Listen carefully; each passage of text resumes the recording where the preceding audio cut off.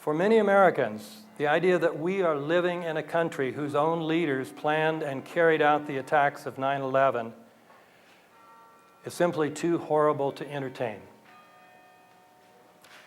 Unfortunately, however, there is considerable evidence for this view. And if we find this evidence convincing, the implications for resistance to the U.S. empire building project are radical.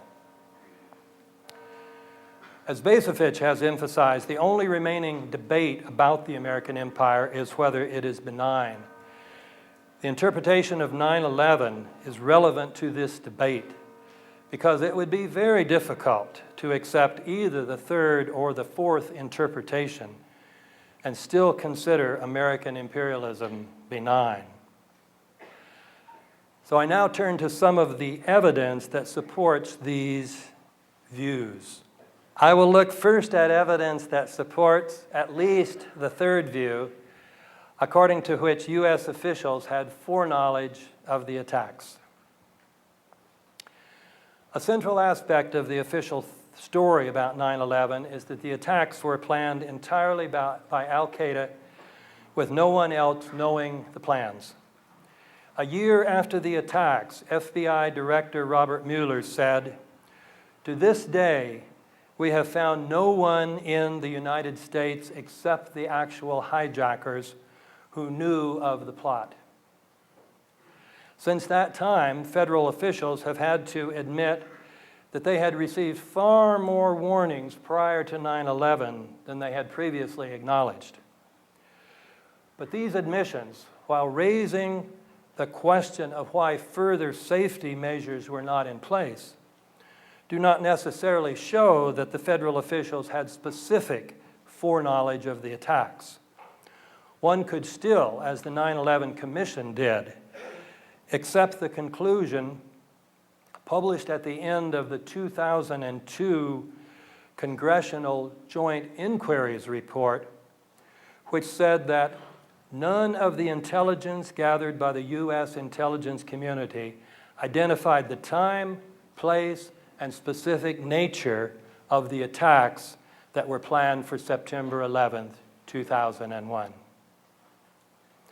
Unfortunately for the official account, however, there are reports indicating that federal officials did have that very specific kind of information. I will give two examples. The first example involves Attorney David Shippers, who had been the chief prosecutor for the impeachment of President Clinton. 2 days after 9/11, Shippers declared that he had received warnings from FBI agents about the attacks 6 weeks earlier. Warnings that included both the dates and the targets. These agents had come to him, Shippers said, because FBI headquarters had blocked their investigations and had threatened them with prosecution if they went public with their information.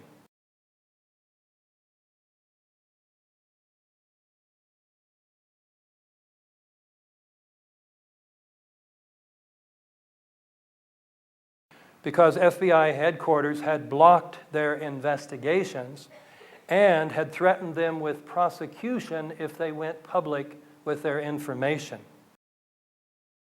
And had threatened them with prosecution if they went public with their information.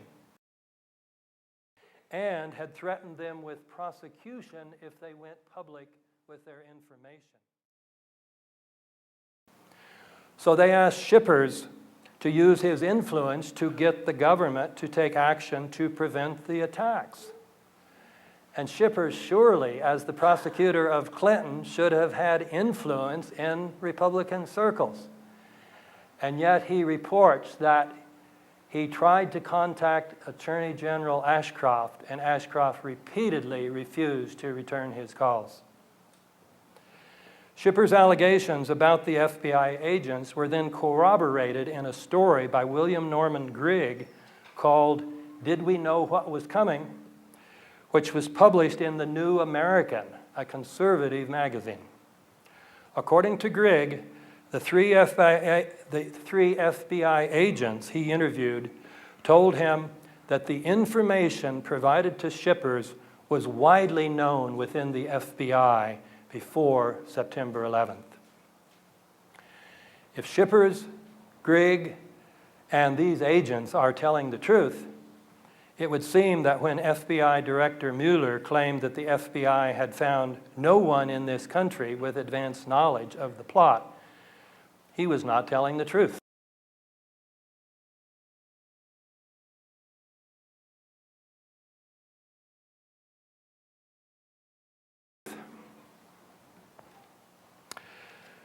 The government also would have had foreknowledge of the attacks because of an extraordinarily high volume of put options purchased in the 3 days before 9/11.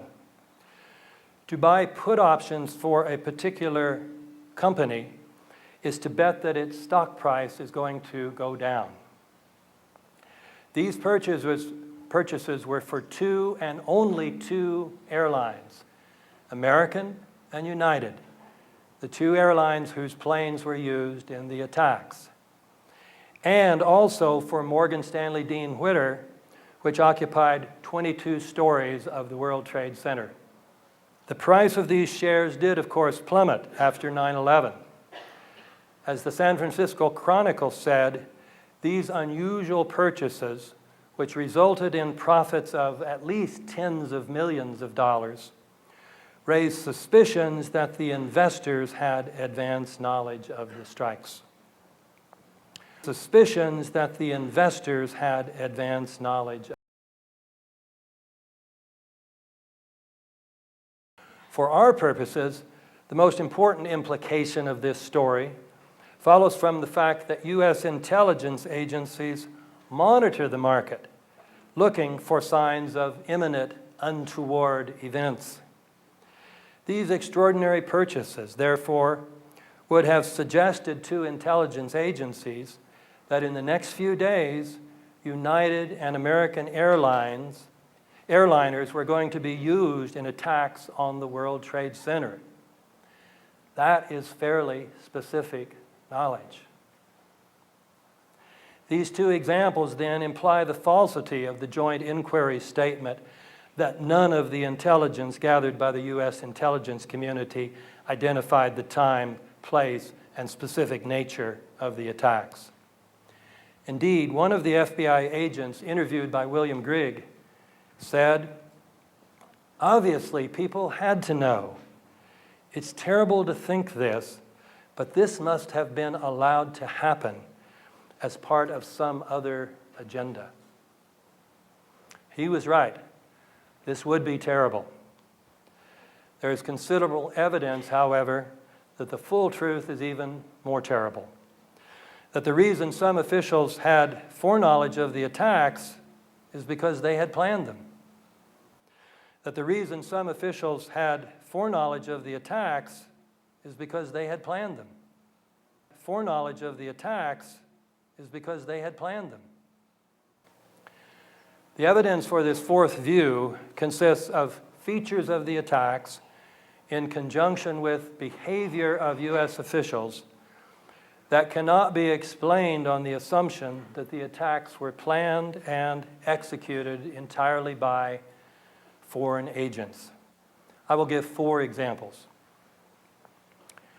One feature of the attacks that suggests complicity by U.S. officials is the twofold fact that the U.S. military failed to stop the attacks on 9/11, and that then, since then, they have given us 3 different stories as to why they failed.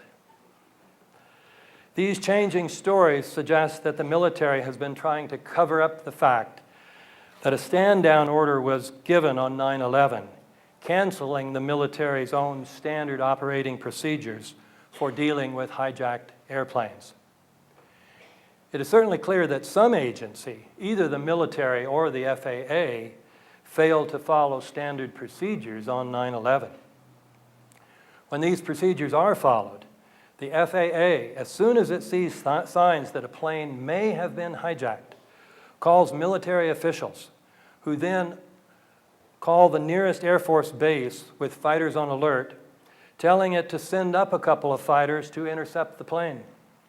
Such interceptions usually occur within 10 to 20 minutes after the first sign of trouble. This is a routine procedure happening about 100 times a year. If you've read the story in Popular Mechanics, you know, one of their big lies is, oh, gee, there's only been one such interception in the last several years. No, it's a routine procedure, about 100 times a year. On 9/11, however, it did not happen. Why not? The military's first story was that no planes were sent up until after the Pentagon was hit. The military leaders were admitting, therefore, that they had left their fighters on the ground for almost 90 minutes after the FAA had first noticed signs of a possible hijacking. This first story suggested to many people that a stand-down order must have been given. By the end of the week, the military had put out a second story saying that it had sent up fighters, but that because the FAA had been very late in notifying it about the hijackings, the fighters arrived too late in each case. One problem with this story is if the FAA personnel had responded so slowly, heads should have rolled, but none did. An even more serious problem is that even assuming the truth of the late notification times, the military's fighters still had time to intercept the hijacked airliners before they were to hit their targets. The second story implied, therefore, that standard procedures had been violated by the military as well as by the FAA. To try to defend the military against this accusation, the 9/11 Commission report gave us a third story, according to which the FAA, after giving the military insufficient warning about the first hijacked airline, gave it absolutely no warning about the other three until after they had crashed. But as I have pointed out in my second book on 9/11, the 9/11 Commission Report, Omissions and Distortions, this account is wholly implausible. Besides portraying the FAA personnel from top to bottom as incompetent, bumbling dolts, the 9/11 Commission's account rests on claims that contradict many credible and mutually supporting testimonies. In some of these cases, the fact that the Commission is simply lying is obvious. In addition, this third story implies that the military's second story, which it had been telling for almost 3 years, was almost entirely false. So if our military leaders were lying to us all that time, why should we believe them now? And if our military is lying to us, must we not assume that it is doing so to cover up its own guilt? In sum, the behavior of the military, both on 9/11 and afterwards, combined with the fact that the 9/11 Commission had to resort to lies to make the U.S. military appear blameless, suggests that U.S. military leaders were complicit in the attacks. A similar conclusion follows from an examination of the attacks on the Pentagon. One of the debates about this attack is whether the Pentagon was hit by American Airlines Flight 77, as the official account says, or by military aircraft. Either story, however, implies that the attack was, at least partly, an inside job. If we assume that the Pentagon was struck by Flight 77, we must ask, how could this have occurred? The Pentagon is surely the best defended structure on the face of the planet, for 3 reasons. First, it is only a few miles from Andrews Air Force Base, which has at least 3 squadrons of fighter jets on alert at all times to protect the nation's capital.